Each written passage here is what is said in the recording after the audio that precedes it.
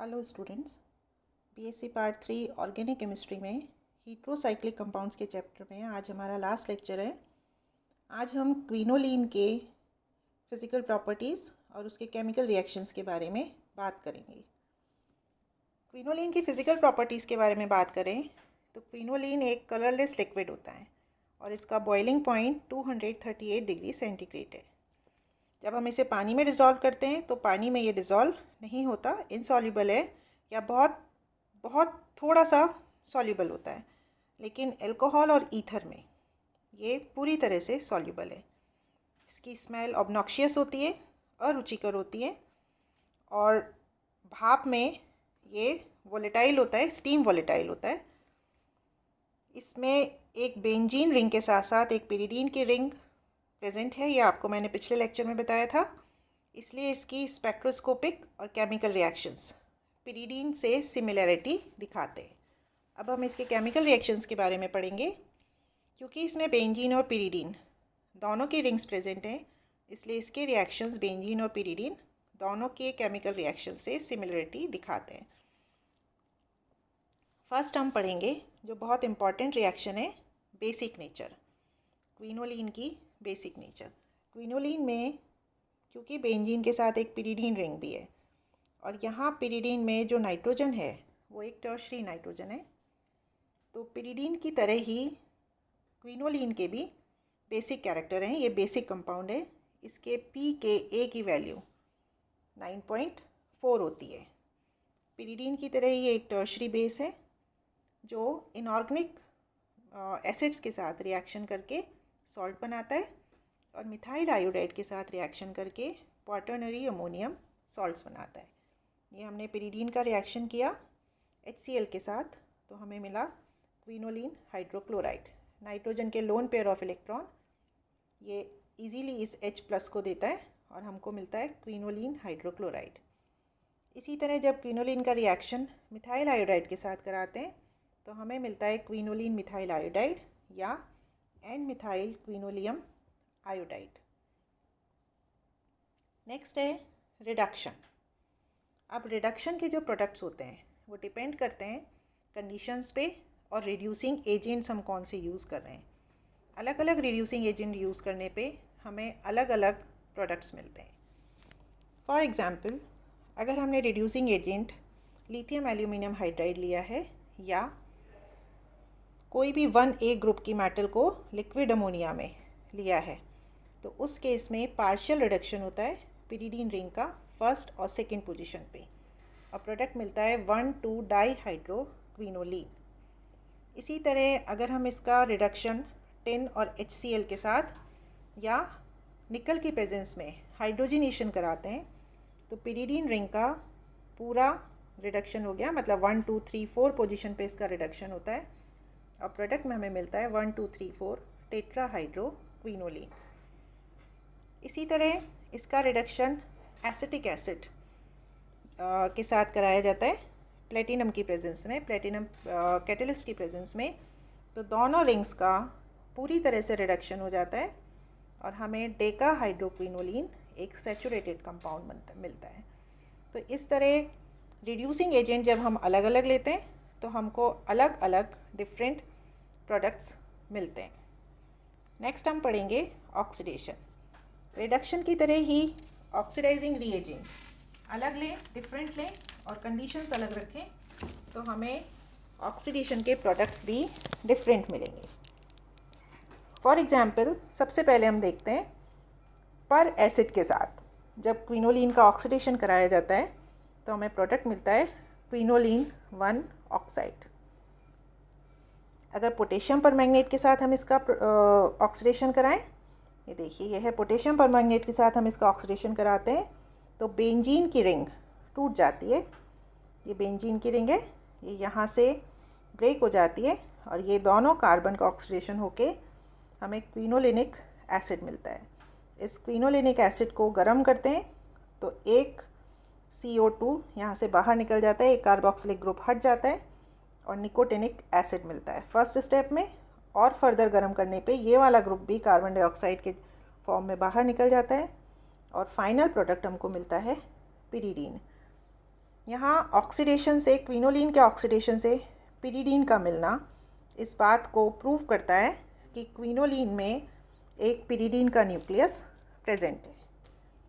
Next हम पढ़ेंगे electrophilic substitution reaction. क्योंकि क्विनोलिन एक एरोमेटिक कंपाउंड है, इसलिए इसका characteristic reaction electrophilic substitution reaction quinoline में भी मिलता है। क्विनोलिन ब्रोमिनेशन, नाइट्रेशन, सल्फोनेशन जैसे सारे इलेक्ट्रोफिलिक सब्स्टिट्यूशन रिएक्शन देता है, लेकिन क्योंकि इसमें नाइट्रोजन का एक एटम प्रेजेंट है और नाइट्रोजन का जो एटम है वो डीएक्टिवेटिंग इफेक्ट दिखाता है, ये आपको पिरिडीन में मैंने समझाया था। तो इस वजह से इलेक्ट्रोफिलिक सब्स्टिट्यूशन रिएक्शन पिरिडीन की रिंग में ना होकर बेंजीन की रिंग में 8th पोजीशन पे होती है। 8th के साथ साथ बहुत थोड़ी अमाउंट में 5 सब्स्टिट्यूटेड प्रोडक्ट भी हमें इलेक्ट्रोफिलिक सब्स्टिट्यूशन रिएक्शंस में मिलता है। फॉर एग्जांपल एसिडिक मीडियम में क्विनोलिन का अगर हम ब्रोमिनेशन कराएं तो हमें 5 और 8 ब्रोमोक्विनोलिन 2 प्रोडक्ट्स मिलते हैं। इसमें 5 ब्रोमोक्विनोलिन, ये देखिए ब्रोमीन के साथ ब्रोमिनेशन हमने कराया है एसिडिक मीडियम में, तो ये माइनर प्रोडक्ट मिला 5 ब्रोमोक्विनोलिन और ये मेजर प्रोडक्ट मिला 8 ब्रोमोक्विनोलिन। अगर हम ब्रोमिनेशन का रिएक्शन थोड़ी सी विग्रस रिएक्शन कंडीशंस में कराएं, थोड़ी सी और स्ट्रॉन्ग कंडीशंस में कराएं, जैसे high temperature around 500 degree centigrade पे या वेपर फेस में कराएं, तो पिरिडीन की रिंग में भी सब्स्टिट्यूशन पॉसिबल है। अभी मैंने आपको बताया था कि पिरिडीन रिंग में क्योंकि नाइट्रोजन प्रेजेंट है और उसके डीएक्टिवेटिंग इफेक्ट की वजह से पिरिडीन रिंग में इलेक्ट्रोफिलिक सब्स्टिट्यूशन रिएक्शन नहीं होते हैं।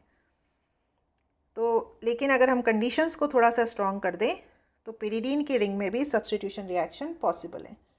यहाँ देखिए पिरिडीन का 500 डिग्री सेंटीग्रेड पर ब्रोमीन के साथ रिएक्शन कराने पे पिरिडीन रिंग में भी 2nd पोजीशन पे सब्स्टिट्यूशन हुआ 2 ब्रोमोक्विनोलिन, और वेपर फेस में कराने पे 3rd पोजीशन पे 3 ब्रोमोक्विनोलिन। नाइट्रेटिंग मिक्सचर के साथ अगर हम इसका नाइट्रेशन कराते हैं तो फिर से हमें 8 नाइट्रोक्विनोलिन और 5 नाइट्रोक्विनोलिन ये 2 प्रोडक्ट्स मिलते हैं। और अगर हम इसका नाइट्रेशन नाइट्रिक एसिड और एसिटिक एनहाइड्राइड के साथ कराएं तो अब पिरिडीन रिंग में भी नाइट्रेशन हो सकता है और 3 नाइट्रोक्विनोलिन हमें प्रोडक्ट मिलता है। सल्फोनेशन की बात करें तो क्विनोलिन का 220 डिग्री सेंटीग्रेड पर अगर सधूम H2SO4 के साथ सल्फोनेशन कराते हैं, फ्यूमिंग H2SO4 के साथ सल्फोनेशन कराते हैं, तो हमें मेजर प्रोडक्ट मिलता है 8 सल्फोनिक एसिड। ये देखिए ये है 8 सल्फोनिक एसिड। इसको 300 डिग्री सेंटीग्रेड पे जब हम गरम करते हैं तो रीअरेंज्ड प्रोडक्ट मिलता है। यहाँ से ये 6 पोजीशन के ऊपर सल्फोनिक ग्रुप चला जाता है और क्विनोलिन 6 सल्फोनिक एसिड ये हमको प्रोडक्ट मिलता है रीअरेंजमेंट होने के बाद, पुनर्व्यवस्थित होने के बाद।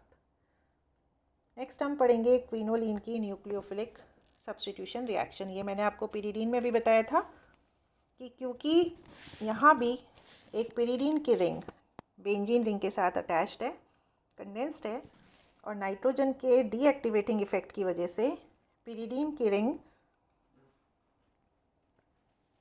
इलेक्ट्रॉन डेफिशिएंट हो जाती है, और क्योंकि ये इलेक्ट्रॉन डेफिशिएंट हो जाती है इसलिए न्यूक्लियोफाइल इसके ऊपर अटैक कर सकता है। तो इसलिए पिरिडीन की रिंग में 2nd और 4th पोजीशन पे न्यूक्लियोफाइल अटैक कर सकता है और न्यूक्लियोफिलिक सब्स्टिट्यूशन रिएक्शन यहाँ 2nd और 4th पोजीशन पे पॉसिबल होते हैं। इसकी कुछ इम्पॉर्टेंट न्यूक्लियोफिलिक सब्स्टिट्यूशन रिएक्शंस हम देखेंगे। जो फर्स्ट है उसे हम कहते हैं चिची-बेबिन रिएक्शन। ये चिची-बेबिन रिएक्शन, यहाँ क्विनोलिन को सोडामाइड के साथ जब गर्म किया जाता है तो एमिनेशन रिएक्शन हो जाता है और 2nd पोजीशन के ऊपर अमीन ग्रुप अटैच्ड हो जाता है, 2 अमीनो क्विनोलिन प्रोडक्ट मिलता है। इसी तरह ऑर्गेनोलिथियम कंपाउंड के साथ जब क्विनोलिन का रिएक्शन कराया जाता है तो एल्काइलेशन रिएक्शन होता है, 2nd पोजीशन पे एल्काइल ग्रुप अटैच हो जाता है। ये एन ब्यूटाइल लिथियम है, यहाँ ब्यूटाइल ग्रुप 2nd पोजीशन पे आ गया तो 2N ब्यूटाइल क्विनोलिन ये प्रोडक्ट हमको मिलता है। नेक्स्ट हम पढ़ेंगे क्विनोलिन की और न्यूक्लियोफिलिक सब्स्टिट्यूशन रिएक्शंस के एग्जांपल्स। नेक्स्ट है, ये मैंने आपको पिरिडीन में भी बताया था कि अगर सेकेंड पोजीशन पे पहले से कोई हेलोजन ग्रुप अटैच्ड हो, ये सेकेंड पोजीशन पे, सेकेंड या फोर्थ पोजीशन पे कोई हेलोजन सब्स्टिट्यूएंट हो तो न्यूक्लियोफिलिक सब्स्टिट्यूशन रिएक्शन और इजी हो जाता है। जो न्यूक्लियोफाइल सेकेंड पोजीशन पे अटैक करता है, तो अगर यहाँ पहले से कोई हेलोजन जुड़ा हुआ होगा तो ये लीविंग ग्रुप होगा, और हम सभी जानते हैं कि हेलाइड्स एक बहुत अच्छे लीविंग ग्रुप होते हैं। अगर यहाँ पे हेलोजन नहीं है तो जो लीविंग ग्रुप है वो हाइड्राइड आयन होता है, H- होता है, पर H- के कंपैरिजन में X- एक बहुत अच्छे लीविंग ग्रुप है। तो अगर पहले से यहाँ पे कोई कोई हेलोजन एटम अटैच्ड है तो न्यूक्लियोफिलिक सब्स्टिट्यूशन रिएक्शन ईजीली हो जाते हैं। यहाँ हमने सोडामाइड के साथ रिएक्शन किया था, या अमोनिया के साथ गर्म करने पे ही अमीनो ग्रुप सेकेंड पोजीशन पे आ जाता है और हमें 2 अमीनो क्विनोलिन प्रोडक्ट मिलता है।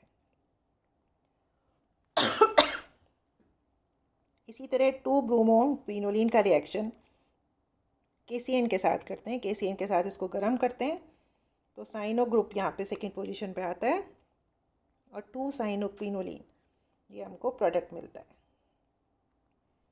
थर्ड एग्जाम्पल है, क्विनोलिन को 225 डिग्री सेंटीग्रेड पे KOH या बेरियम हाइड्रोक्साइड के साथ हीट करने पे कार्बोस्टाइरिल और 8 हाइड्रोक्सी क्विनोलिन 2 प्रोडक्ट मिलते हैं।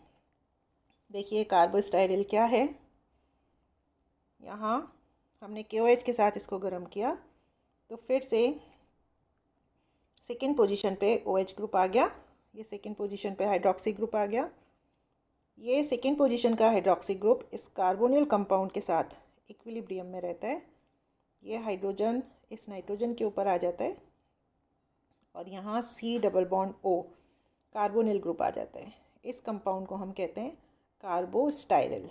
तो 2 प्रोडक्ट्स हमको मिले KOH के साथ गर्म करने पर, एक कार्बोस्टाइरिल ये है, और एक 8 हाइड्रोक्सी क्विनोलिन।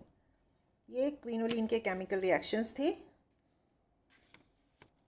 हमारे हेट्रोसाइक्लिक केमिस्ट्री में आइसोक्विनोलिन नेक्स्ट है। आइसोक्विनोलिन और क्विनोलिन ऑलमोस्ट एक दूसरे के एक जैसे होते हैं। नेक्स्ट हम जो लेक्चर लेंगे वो नया चैप्टर स्टार्ट करेंगे। Thank you.